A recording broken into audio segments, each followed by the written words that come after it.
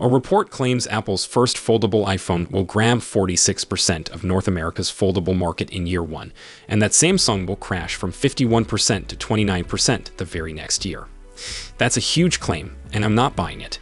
Not because Apple can't build a great foldable, but because taking nearly half a category that fast requires three things to go perfectly: supply, software, and price. And all three are big question marks right now. The twist is this: Apple might actually have a real engineering advantage with a liquid metal hinge. I just don't think that automatically equals instant market domination. Today we're talking iPhone Fold rumors, that aggressive counterpoint forecast, and the one piece of tech that could make Apple's foldable legitimately different: liquid metal, also called metallic glass. After more than a decade of Apple quietly sitting on exclusive consumer electronics rights, the rumor is Apple's about to put this material in the most stressful place possible: the hinge. So here's the plan. First, why the 46% prediction feels inflated. Second, why Samsung isn't about to evaporate overnight. Third, the iPhone Air hype problem and why foldables are even riskier. And then we'll get into liquid metal, what it is, why it matters, and what could still go wrong even if it's real. Let's start with the headline prediction. Apple gets 46% of the foldable market in North America in its first year. For context, foldables are still a niche slice of the overall smartphone market. They're expensive, they're more fragile than slabs, and they attract power users, early adopters, and people who specifically want that mini tablet experience. So yes, Apple entering will expand the category. There are millions of iPhone users who've ignored foldables purely because they weren't iPhones. The moment Apple drops one, a chunk of people will buy it on brand alone. That part is real. But 46% in year one is where the math starts to feel like wish casting, because Apple doesn't just need demand. Apple needs enough units in enough configurations across enough carriers with enough reliability at a price that doesn't scare off everyone except the most loyal buyers. And supply is the first brick wall. Multiple supply chain reports are already hinting at limited first-year shipments in the range of 6 to 7 million units. If that's even close to accurate, then Apple physically can't own half the market unless the market itself stays relatively small or competitors face their own shortages. Apple taking share is one thing. Apple instantly becoming the foldable default is another. Now let's talk about the Samsung crash prediction. Samsung dropping from 51% to 29%. That would mean Samsung basically hands Apple the crown without a fight in categories Samsung created and refined for 7 generations. And I'm sorry, but Samsung doesn't operate like that. Samsung has the playbook: iterating hinges, reducing thickness, improving weight balance, boosting crease control, and tuning software for multitasking. Every year, Samsung gets closer to making the Fold feel like a normal phone that happens to open up. I held the Z Fold 7, and the thing that hits you isn't just the big screen. It's how not weird it feels. It's thin enough that it stops screaming prototype, and light enough that you forget you're carrying a folding device. That's the bar Apple is walking into. Even if Apple nails a creaseless design, Samsung's not standing still. By the time the iPhone Fold lands, Samsung's Galaxy Z Fold 8 will exist, and Samsung's advantage is boring but powerful: repetition. 7 generations of hinge lessons. 7 generations of supply chain tuning. 7 generations of this failed, so we fixed it. So if Apple wins, it won't be because Samsung suddenly got worse. It'll be because Apple made a foldable that feels less like a foldable compromise. Which brings me to my biggest doubt: Apple's first-gen hardware trade-offs. Leaks suggest the iPhone Fold could be a bit wider. That doesn't bother me. What bothers me is thickness and weight. Apple loves premium materials and structural rigidity. That often means more mass. If Apple ships a foldable that's heavier and thicker than Samsung's, the spec sheet won't matter as much as the hand feel.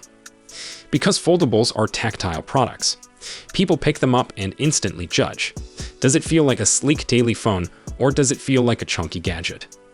We've seen this problem in other foldables too. The Pixel Fold line has fans, but compared to Samsung's latest, it can feel like you're carrying a small hardcover book. If Apple lands on the wrong side of that comparison, 46% market share becomes a fantasy. Now, the iPhone Air lesson. This is where hype meets reality. Apple can market a new form factor like nobody else, and the iPhone Air is proof that excitement doesn't guarantee adoption. The Air got the spotlight, it got the messaging, it got the attention, and yet it didn't become the default iPhone on the street. People still gravitate to the models that feel like the least compromise: great battery, great cameras, and familiar durability. That's exactly the foldable challenge, but amplified. A foldable almost always asks you to accept something: a thicker body, different camera trade-offs, a more fragile inner display, concerns about long-term wear, and typically a much higher price. So even if the iPhone Fold is cool, the buyer decision becomes brutally simple. Do I buy the experimental new form factor, or do I buy the iPhone 18 Pro Max with the best battery, the best cameras, and the safest resale value? That question alone is why I doubt Apple instantly grabs nearly half. Now let's hit the two factors that will decide everything: software and price. Software first. Rumors point to a 7.8-inch inner display and a smaller outer display, book style. That's not just bigger iPhone. That's a different use case. If Apple treats it like a big iPhone that sometimes folds, it'll disappoint.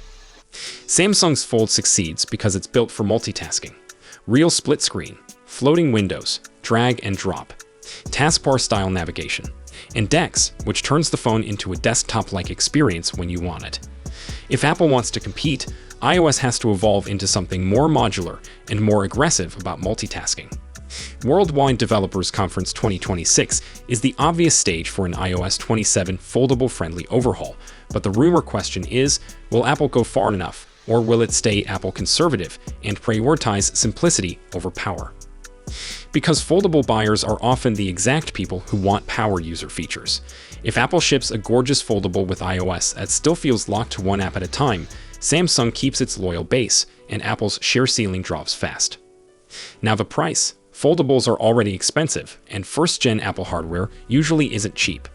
If the iPhone Fold lands at $2,000 or higher, that's not automatically a deal breaker, but it narrows the audience to enthusiasts and high-end upgraders. And we've already watched what happens when a foldable prices itself out of the curiosity range. People admire it, reviewers love the engineering, and the mainstream walks right past it. So for Apple to capture 46%, the pricing has to be aggressive enough that people don't just admire it. They actually choose it over the Pro models. Now, liquid metal. This is the part that could make the iPhone Fold genuinely special. Liquid metal is an amorphous alloy, sometimes called metallic glass. Unlike typical metals that form a crystal lattice when they cool, liquid metal cools in a way that leaves the atoms disordered, more like glass. And that weird structure can deliver a very specific combo: high strength, high wear resistance, and excellent elastic recovery. In plain terms, it can take stress, flex, and repeated motion without deforming as easily, and it can be die-cast with really tight tolerances into complex shapes. Apple has had exclusive consumer electronics rights to liquid metal tech since 2010, and so far it's mostly shown up in tiny parts, like ejector pins. The hinge, though, is where it finally makes sense to go big. A foldable hinge is a punishment test: hundreds of thousands of folds, dust, microwear, small tolerances that get looser over time, and every tiny change in hinge precision affects what you see on the screen: how flat it lays, how visible the crease is, and whether the device starts to feel wobbly. Supply chain chatter, including Digitime-style reporting, suggests Apple is using a zirconium-based liquid metal, with Yontech as a key supplier, and that yields are high on the material side, but module assembly is still the bottleneck. Translation: even if the material works, scaling the hinge into millions of perfect units is hard. If Apple pulls it off, liquid metal could help in three ways. 1. Durability over repeated folding. 2. Tighter hinge tolerances that keep the screen flatter. 3. Potential thickness savings by simplifying parts. And yes, a flatter screen could mean a less visible crease, which is the emotional Achilles heel of foldables. People see the crease and instantly think fragile. Pair that with the titanium alloy chassis, and Apple might deliver a foldable that feels less like a delicate gadget and more like a solid premium device. But even with that advantage, it doesn't guarantee 46% share. Because the hinge can be incredible, the product can still lose on battery, cameras, software utility, or price. So here's my realistic take: Apple will absolutely boost foldable adoption in North America.